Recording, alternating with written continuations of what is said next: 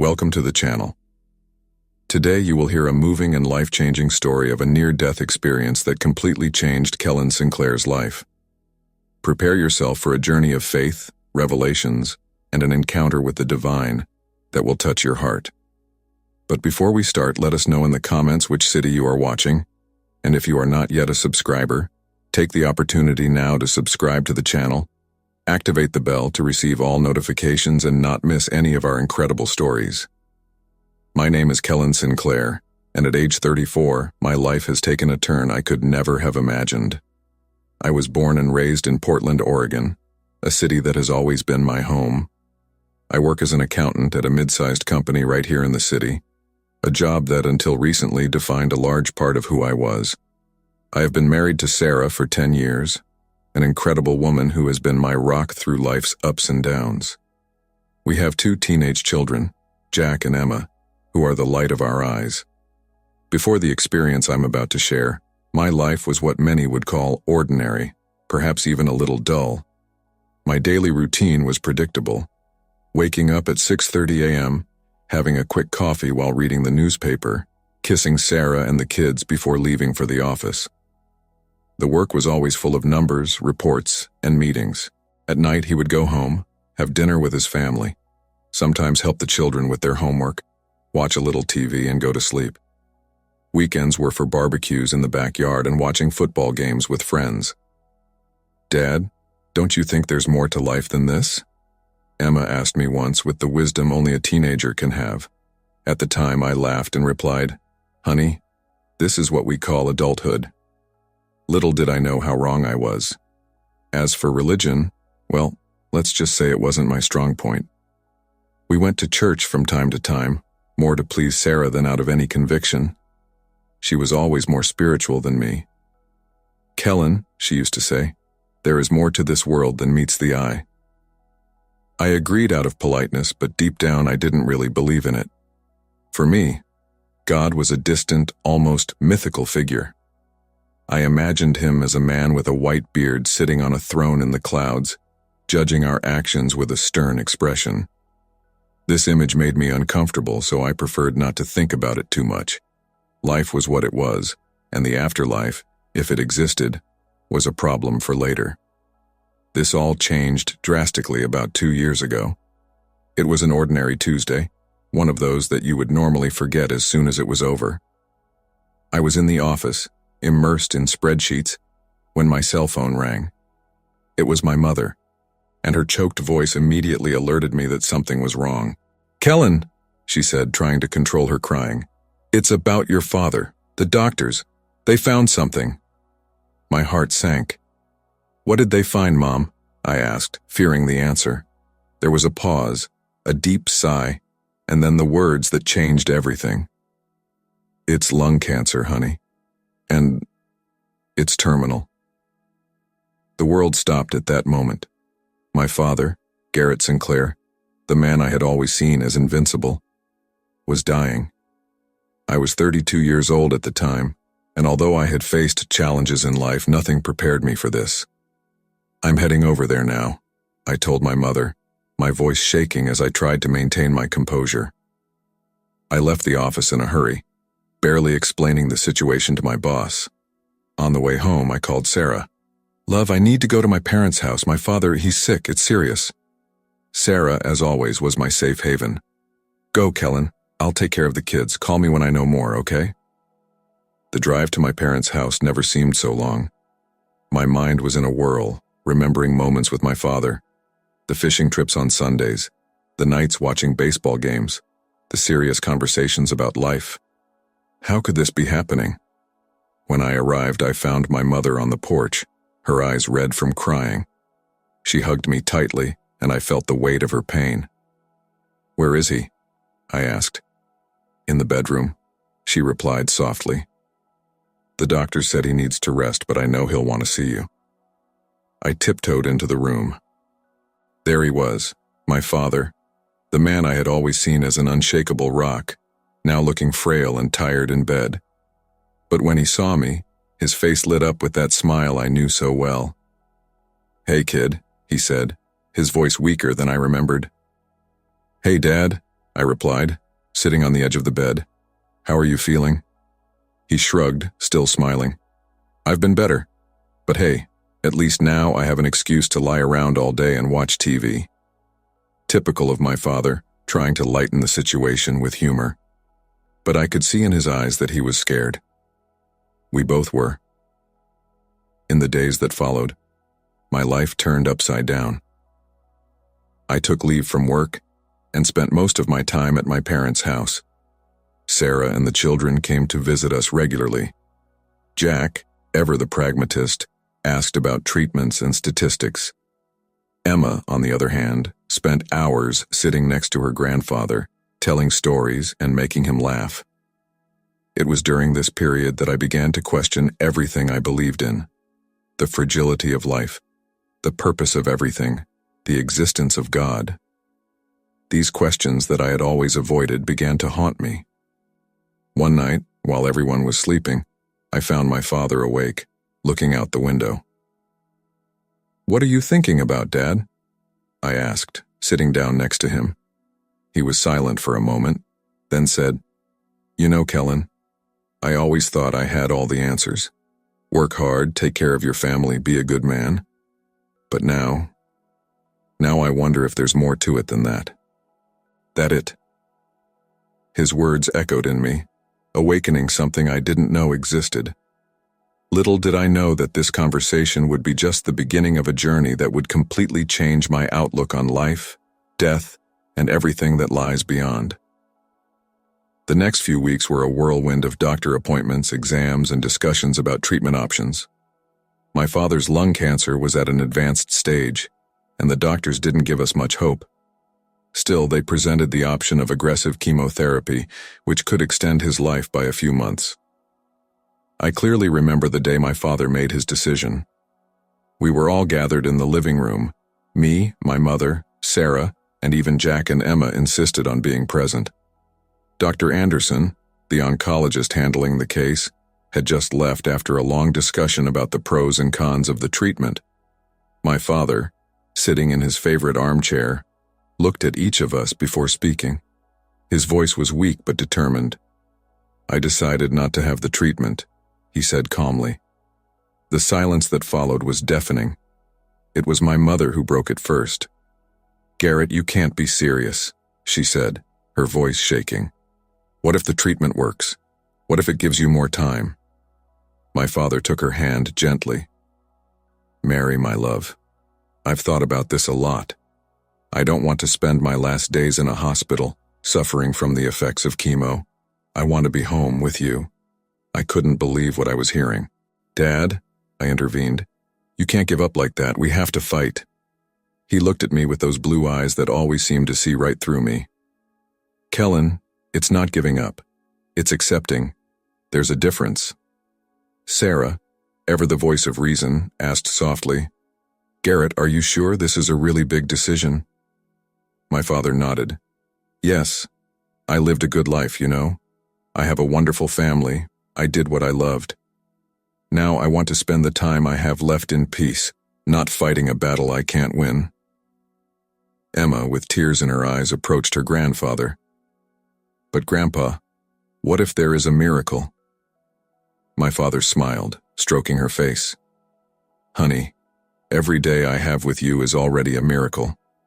In the days that followed, the house was filled with visitors. Friends, family, even the priest from the local church came to see us. It was Father Michael who had a long conversation with my father about faith and acceptance. I heard them talking one afternoon when they thought they were alone. "Garrett," said Father Michael, "have you ever thought about accepting Jesus as your Savior? It's not too late, you know." To my surprise, my father, who had never been particularly religious, responded with a conviction I had never seen before. "You know, Father," he said, "I guess I always believed it. I just didn't know it. Now faced with, well, the end, I realize there is something bigger than us, and yes, I accept Jesus. I accept, not because afraid of what comes next, but out of gratitude for what I had here." This conversation was recorded in my mind. Seeing my father, always so pragmatic, embrace faith in such a profound way made me question my own beliefs. or rather, the lack of them. As the days passed, I saw my father find a peace that I hadn't expected. He spent hours reading the Bible, praying silently, or just looking out the window at the garden. His acceptance of the situation was both inspiring and disconcerting to me. One cold October morning, I woke up to the sound of my father coughing. I went to his room and found him sitting on the bed looking out the window. "Kellen," he said when he saw me, "can you do me one last favor?" "Of course, Dad. What do you need?" He hesitated for a moment, then said, "I want to smoke one last cigarette." I was shocked. "Dad, do you know that cigarettes are—" He interrupted me with a sad smile. "I know, son. Believe me, I know. But at this point, what harm can it do? It's more for the symbolism, you know?" Reluctantly, I agreed. I found an old pack in his office and brought it along with a lighter. With shaking hands, I lit the cigarette for him. My father took a long drag, closing his eyes as if savoring every moment. When he opened them again, I saw a mixture of satisfaction and sadness in his eyes. "You know, Kellen," he said, exhaling the smoke slowly, "life is funny. We spend so much time worrying about the future that sometimes we forget to live in the present. Don't make that mistake, son." I nodded, feeling tears forming in my eyes. A few hours after that moment, my father passed away peacefully in his sleep. I was next to him, holding his hand. His face was serene, almost as if he was smiling. At that moment, hugging my father's lifeless body, I felt my heart shatter. But at the same time, I felt something else. A feeling that this was not the end. A feeling that there was something more, something I was about to discover. The night my father died was the longest night of my life. After the necessary procedures and calls to the family, I found myself alone in the room where he had spent his last days. The silence was oppressive, broken only by the ticking of the old clock on the wall. I sat in the chair next to the empty bed, my mind a whirlwind of emotions and thoughts. Then something happened that I could never have predicted. Suddenly I felt a change in the air. It was as if the atmosphere in the room had become denser, more charged. A shiver ran down my spine, and I instinctively looked towards the corner of the room. There, as clear as day, stood a translucent figure that I recognized immediately. It was my father.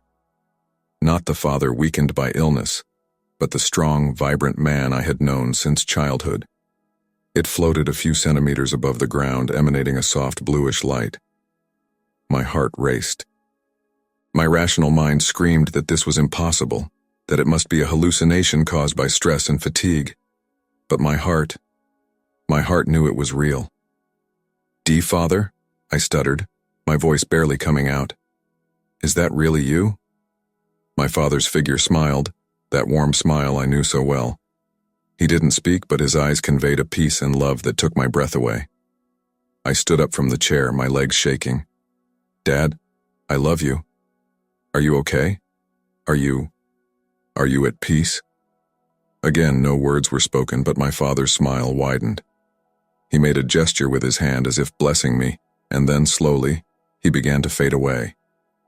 "No, wait," I shouted, reaching towards him. But it was too late. Within seconds, he was gone, leaving the room exactly as it was before. I fell to my knees, shaking. Tears ran down my face, but they weren't tears of sadness. It was a mixture of relief, love, and a deep sense that I had just witnessed something beyond this world. I spent the rest of the night awake, replaying the event in my mind. Had it really happened? Or was my exhausted brain creating illusions to comfort me? The next morning, when I shared the experience with my mom and brother Finn, their reactions were mixed. "Oh, honey," my mother said, stroking my hand. "You were exhausted. The mind can play tricks on us when we are overwhelmed." Finn, on the other hand, looked at me with a curious expression. "You know, Kellen," he said slowly, "I've heard stories about things like this happening. Who knows? Maybe Dad actually came to say goodbye." His words planted a seed of curiosity in me. I began to question everything I thought I knew about life, death, and what comes after. It was as if a door I didn't even know existed had been ajar, giving me a glimpse into a world beyond my understanding. In the days that followed between funeral preparations and mourning, my mind kept going back to that night. The image of my father, radiant and at peace, was engraved in my memory. And although a part of me still doubted it, another part, a part that grew every day, knew that what I had experienced was real. Little did I know that this experience was just the beginning. The universe had bigger plans for me, and my spiritual journey was just beginning. 29 days after my father died, I woke up with a start in the middle of the night. The digital clock on the nightstand read 3:17 in the morning. The room was dark, lit only by the faint moonlight that came through the window. That's when I heard it. A strange sound, almost like a whisper, coming from the corner of the room. My heart started to beat faster. Slowly, I turned my head toward the sound, and there he was, my father. But not as I had seen him the first time, and certainly not as he was in his final days. He looked like he was in his 40s, in the prime of his life. He was dressed in the casual clothes he usually wore on weekends, faded jeans and his favorite plaid shirt. His face was lit with a serene smile, his eyes shining with a light I had never seen before. "Father?" I whispered, my voice shaking. "Is that you again?" He didn't respond with words, but his smile widened. He extended his hand toward me, as if inviting me to join him. Without thinking twice, I got out of bed and took a step towards him. It was then that something extraordinary happened. I felt as if my body had become incredibly light. I looked down and, to my amazement, saw my body still lying on the bed. The initial panic was quickly replaced by a sense of peace and curiosity. I looked at my hands, and they seemed translucent, glowing with a soft bluish light, just like my father. "What is happening?" I asked, surprised to discover I could talk. My father smiled gently. "It's okay, son," he said, his voice just as I remembered it. "I came to pick you up for a little trip." "Trip? But am I dead?" He laughed, a comforting sound I hadn't heard in so long. "No, Kellen. This is only temporary. There is something you need to see, something that will change your life forever." I hesitated for a moment, looking back down at my body on the bed. Sarah slept peacefully next to me, oblivious to what was happening. "Don't worry," my father said, reading my thoughts. "We'll be back before she wakes up. Trust me." And I trusted. Taken by a courage I didn't know I possessed, I took my father's hand. The moment our hands touched, I felt a powerful connection, as if an electric current had passed between us. Suddenly, the room around us began to dissolve. The walls disappeared, the ceiling opened to a starry sky. I felt like we were rising, leaving the physical world behind. "Where are we going, Dad?" I asked, marveling at the feeling of freedom that washed over me. He shook my hand gently. "Home, son. We're going home." And so, hand in hand with my father, I embarked on the most extraordinary journey of my life. A journey that would take me beyond the limits of what I believed possible, and that would forever change my understanding of life, death, and the universe itself. As we climbed higher, the physical world I knew was left behind. The city lights dimmed until they became mere dots, and then disappeared completely. We were traveling through a tunnel of light, surrounded by vibrant colors that I had never seen before. "That's amazing, Dad," I exclaimed, marveling at the beauty around us. "I never imagined something like this was possible." My father smiled, his eyes shining with a wisdom I had never noticed before. "There is much more to the universe than we can see with our earthly eyes, Kellen. We are only scratching the surface." As we walked further, I began to hear soft, ethereal music. It was the most beautiful melody I had ever heard, as if every note was alive and pulsating. "Do you hear that, Dad?" I asked. He nodded. "It's the music of the spheres, son, the harmony of the universe." Suddenly, the tunnel of light opened, and we found ourselves in a place of indescribable beauty. It was a realm of intense yet soft light that did not hurt the eyes. The air was scented with fragrances that reminded me of spring flowers and sea breeze at the same time. We landed softly in a field covered in flowers of every color imaginable. Some I recognized, others were completely new to me. In the distance, I heard the sound of laughter and music. "Where are we, Dad?" I asked, still trying to take in everything around me. "This is what many would call paradise, Kellen," he replied. "But it's just one part of it. There's so much more to see and experience." We walked along a path that wound through the flowers. As we advanced, I saw people dancing and having fun in a nearby square. They seemed to radiate a light of their own, and their faces displayed a pure joy that I had never seen before. "Look, Kellen." My dad pointed to some nearby fruit trees. "These fruits are unlike anything you've ever tasted." I approached a tree and picked up what looked like an apple, but it sparkled like a jewel. As I bit into it, I was flooded with an indescribable flavor, a mixture of sweetness and freshness that seemed to fill not only my mouth, but my entire being. "That's... wow," was all I could say. My father laughed. "I know. It's hard to put into words, isn't it?" We continued our journey, passing through breathtaking landscapes, green valleys, majestic mountains, waterfalls of crystal clear water that seemed to sing as they fell. Each sight was more impressive than the last. Finally, we arrived at a wooden cabin situated in a peaceful valley. It was simple but welcoming, surrounded by trees and with a small pond nearby. "This is my home now, Kellen," my dad said, a serene smile on his face. We enter the hut. The interior was cozy, with simple but comfortable furniture. In one corner, I saw a set of carving tools. "Do you still carve, Dad?" I asked, remembering his favorite hobby. "Yes, son. Here, I have all the time in the world to create." We sat in rocking chairs on the porch, watching the most beautiful sunset I had ever seen. The colors blended in the sky in a way that seemed impossible on Earth. "Kellen," my father said after a moment of contemplative silence, "do you understand why I brought you here?" I shook my head, still in awe of everything I had seen. "I want you to know that death is not the end. It's just a transition. One day, when it's your time, you will come here too. But not now. You still have a lot to do on Earth." I felt a pang of sadness. "But Dad, I don't want to leave you. I don't want to go back." He put his hand on my shoulder. "I know, son, but your journey is not over yet. You have an important mission to fulfill." "What mission?" I asked, confused. My father smiled mysteriously. "That, you'll find out soon enough. But first, there's someone you need to meet." At that moment, I felt a powerful presence approaching. It was as if all the love and wisdom in the universe were concentrated in a single point. "It's time, Kellen," my dad said, standing up. "He wants to find you."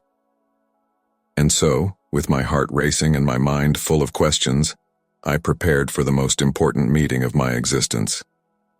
As we moved further away from my father's cabin, the atmosphere around us began to change. The light, which was already intense and beautiful, became even brighter. But it wasn't a light that dazzled or bothered me. It was a living, pulsating light, full of love and wisdom. "Dad?" I whispered, feeling small and humble. "What's going on?" My father smiled gently. "Kellen, you are about to have an encounter that will change your life forever. Remember, don't be afraid. Just open your heart." Suddenly, I felt a presence so vast, so immense, that I could barely comprehend it. It was as if the entire universe was concentrating on a single point. The feeling was overwhelming, but at the same time, incredibly comforting. Then I heard a voice. It was not a voice in the conventional sense. It was more like every cell of my being was vibrating with a message of pure love. "My beloved son," the voice said, "welcome back." In that instant, I was flooded with profound knowledge. I realized I was in the presence of God, but not the distant judgmental God I had imagined all my life. This was a being of pure love, infinite wisdom, and total acceptance. God? I asked, my voice shaking with emotion. Is it really the Lord? A wave of love enveloped me, so intense that it made me fall to my knees. Tears ran down my face, but they were tears of joy and relief. Yes, Kellen, the voice replied. I am the one you call God, but I am much more than what the religions of earth painted me to be. Thousands of questions flooded my mind. Why is there suffering in the world? Why are some prayers answered and others not? What is the meaning of life? Before I could verbalize any of them, I felt like I was getting all the answers at once. It was as if all the knowledge in the universe was being poured into my consciousness. Kellen, God spoke again, you are only seeing a fraction of who I truly am. In fact, I am all there is. Every atom, every star, every living thing, everything is part of me. And you, my son, it's also part of me. I was stunned by this revelation. But if we are all part of you, why is there so much suffering and evil in the world? I felt a wave of compassion wash over me. What you call evil is just ignorance, Kellen. It is the result of forgetting who you truly are. Every soul is on a journey of self-discovery, learning through their experiences. So hell, eternal punishment, doesn't exist? I asked, remembering the teachings I had heard in church. God responded with what I can only describe as a cosmic smile. Not in the way you imagine. The only hell there is separation from me, and even that is temporary. In the end, everyone goes home. I felt a wave of relief wash over me. All the guilt, all the fear I carried about judgment and eternal damnation dissolved in an instant. But what about religions? I asked. Which one is right? All and none, was the reply. Every religion contains fragments of the truth, but none has the complete truth. The truth is much greater than any doctrine or sacred book can contain. I was silent for a moment, trying to process everything I was learning. Then a crucial question popped into my mind. What is the purpose of all this? Why do we exist? The answer came not in words, but in a deep understanding that penetrated my being. We exist to experience, to learn, to grow. We are God experiencing Himself in infinite forms. Kellen, God spoke again, you have an important mission. You will return to Earth with a glimpse of this truth.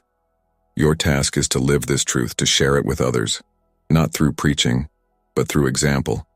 Show others the unconditional love you experienced here. I felt a mixture of honor and apprehension. But how can I do that? How can I explain something so vast, so beyond words? You don't need to explain. Just be, was the reply. Live with love, compassion, and acceptance. Help others remember who they really are. This is the greatest service you can provide. As the divine presence began to move away, I felt a last wave of love wash over me. Remember, Kellen, I am always with you. In fact, I am you. Never forget that.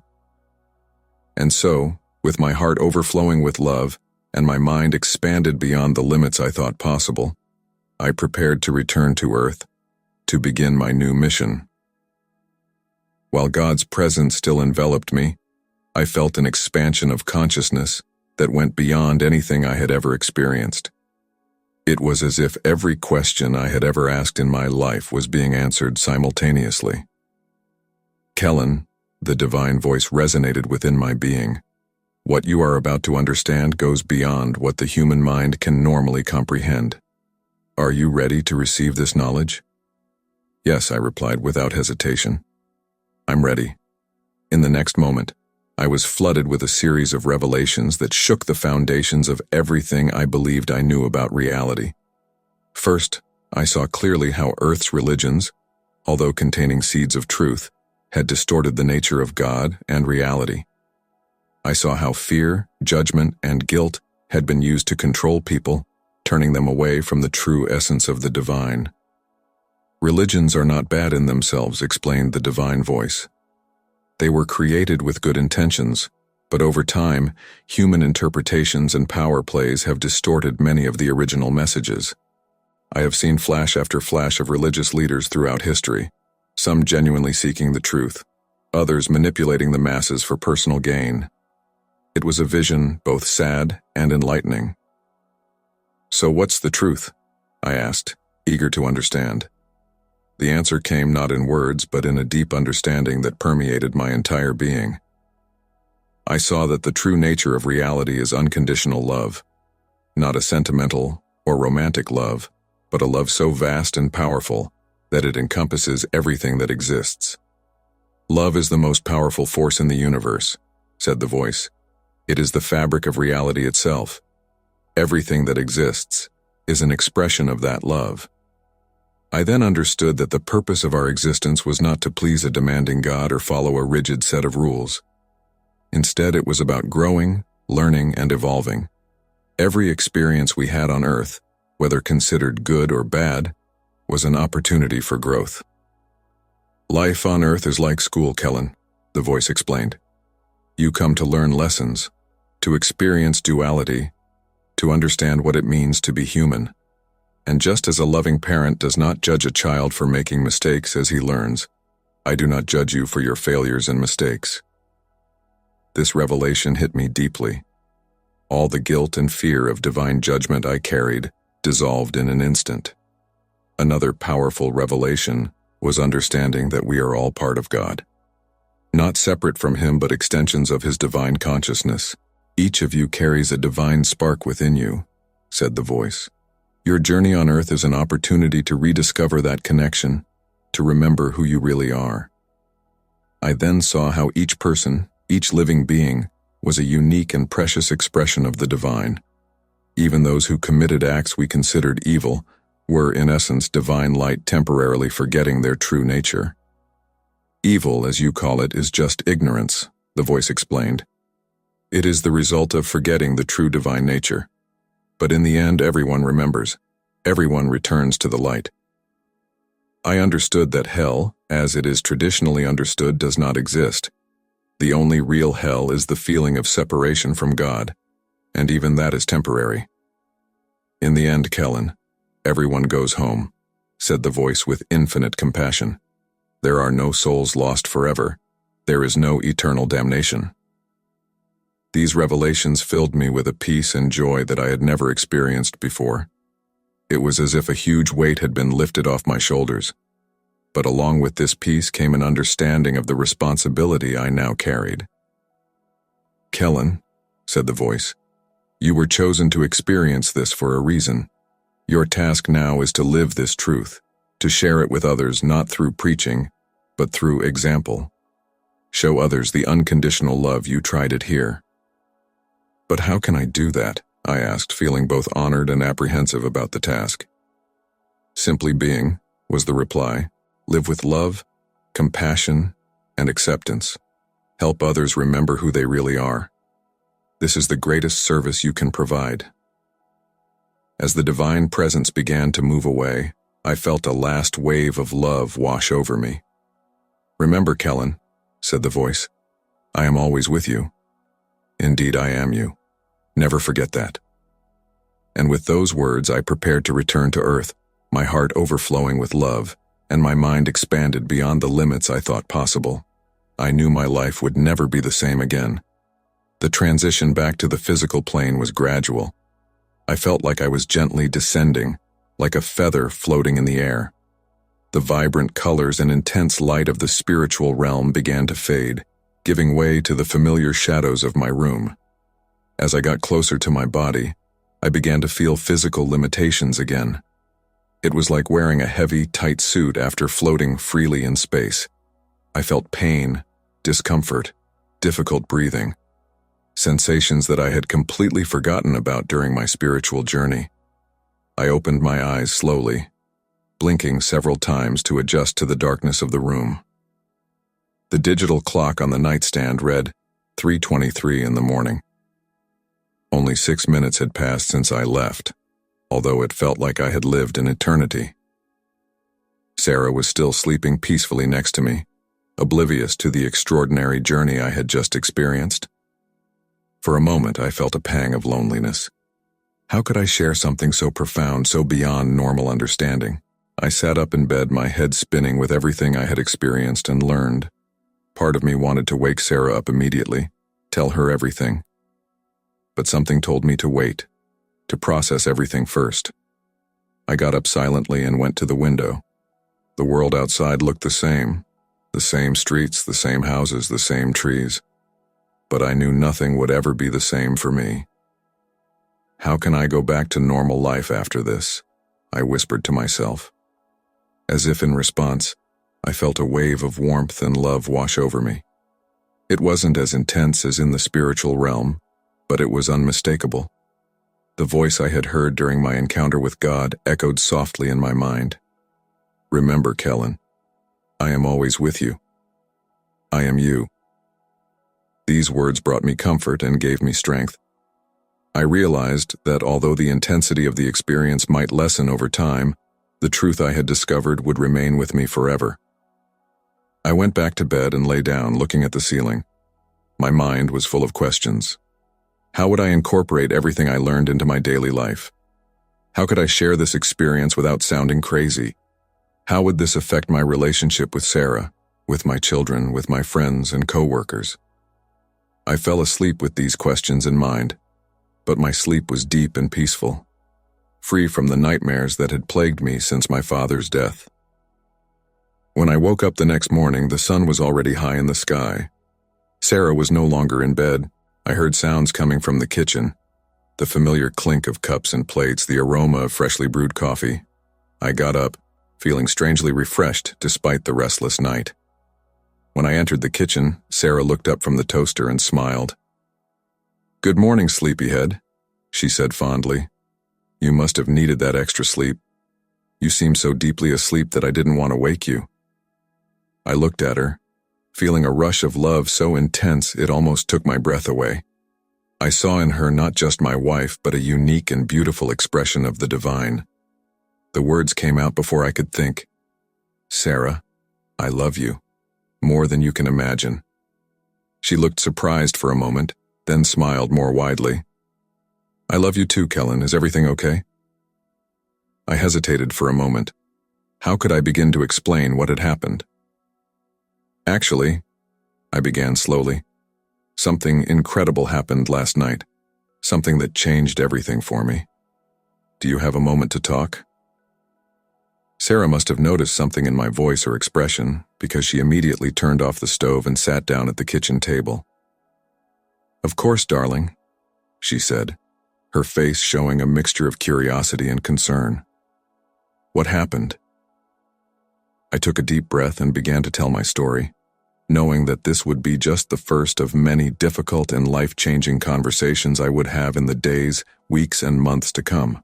My journey back to normal life was just beginning, but I knew that with the love and understanding I had experienced, I was ready to face any challenge that lay ahead. Telling Sarah about my experience was just the beginning of a journey full of challenges. As she listened to my story with a mixture of fascination and concern, I could see in her eyes that she was struggling to fully understand. "Kellen," she said softly after I finished my account, "that's amazing. But are you sure it wasn't just a very vivid dream?" I smiled, understanding his hesitation. "I know it sounds crazy, Sarah. Believe me, I'm trying to process all of this myself. But it was real. More real than anything I've ever experienced in my life." In the days that followed, I shared my experience with Jack and Emma. Their reactions were surprising and distinct. Jack, ever the skeptic, frowned and said, "Dad, you know there are scientific explanations for near-death experiences, right? It's probably just your brain reacting to the lack of oxygen or something." I couldn't help but laugh. "Jack, I understand your perspective. I probably would have said the same thing before it happened to me. But there are things that science still can't fully explain." Emma, on the other hand, listened with wide-eyed fascination. When I finished, she just hugged me and said, I always knew there was more to life than we saw, Dad. I'm glad you had that experience.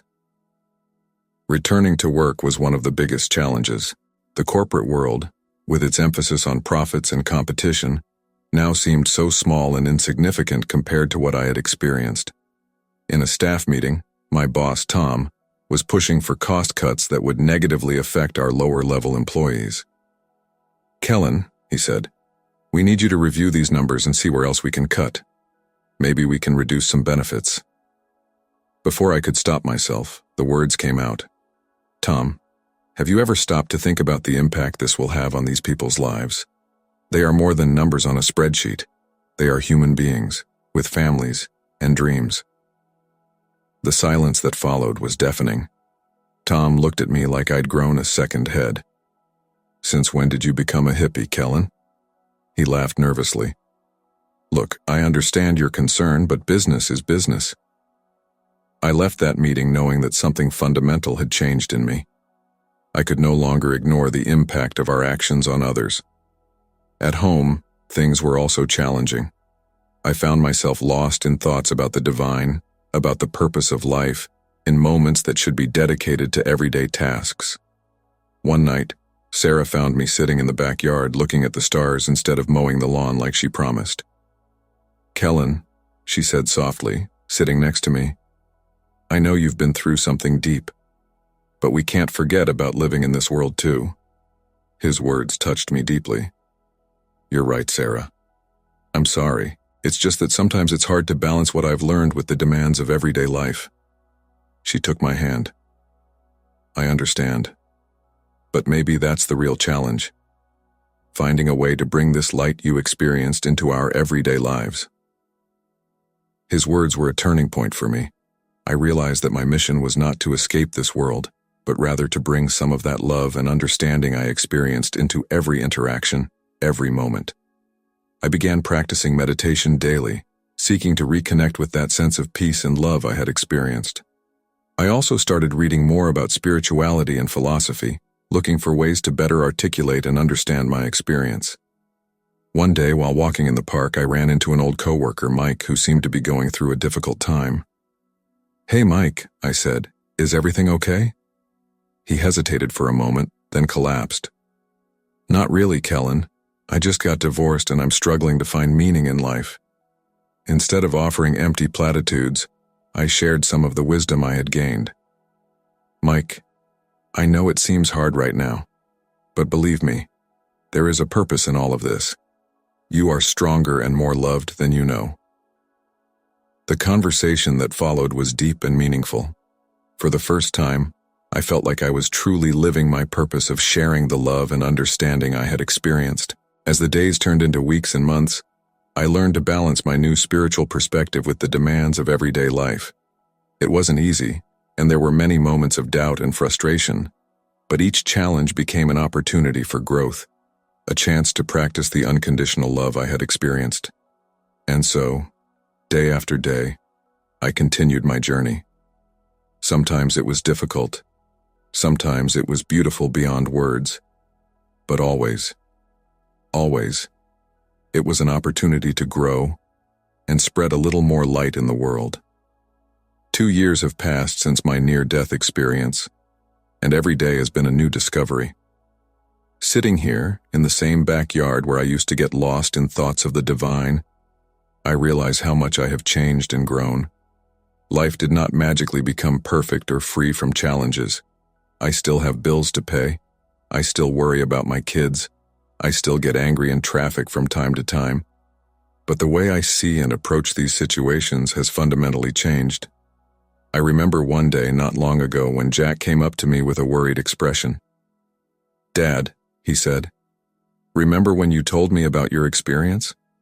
At the time, I didn't really believe it, but lately I've been thinking about it a lot. I sat down with him, and we had a long conversation about life, death, and the meaning of it all. It was one of the most profound and rewarding conversations I have ever had with my son. Emma, on the other hand, seems to have naturally embraced many of the ideas that took me so long to understand. Recently, she surprised me by saying, "Dad, do you know what I think? I think we're all here to learn to love better. Your intuition left me speechless. She captured in one simple sentence the essence of everything I had learned. At work, things have also changed. After that tense meeting with Tom, I began looking for ways to incorporate more compassion and ethics into our business practices. It wasn't easy, and I faced a lot of resistance at the beginning.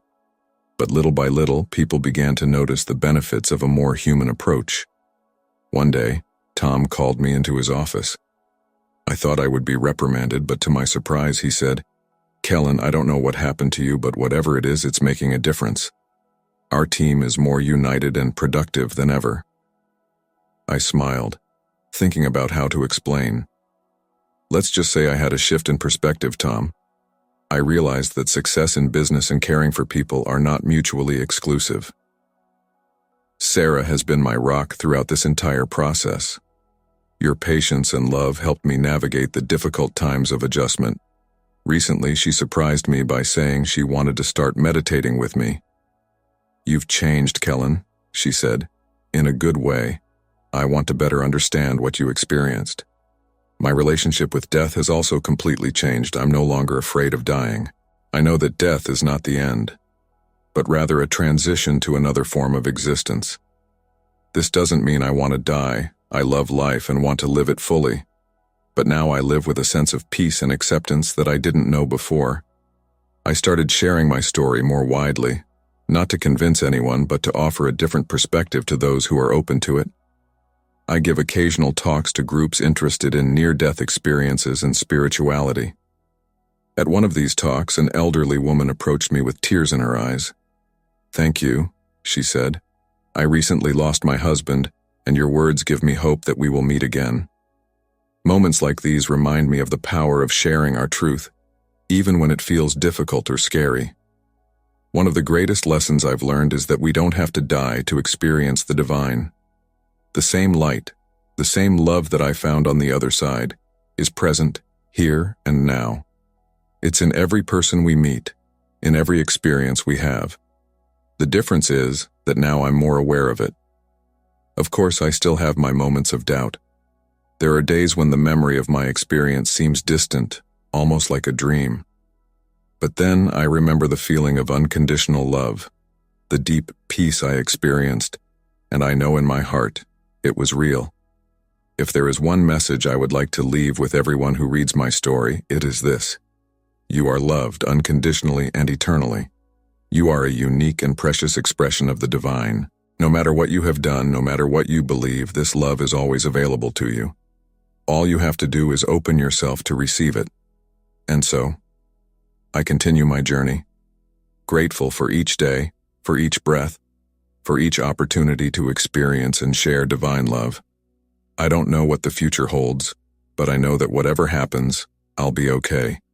Because now I know, deep in my being, that we are all one, all part of this incredible cosmic dance of love and light. And that, for me, is the true miracle of life, miracle of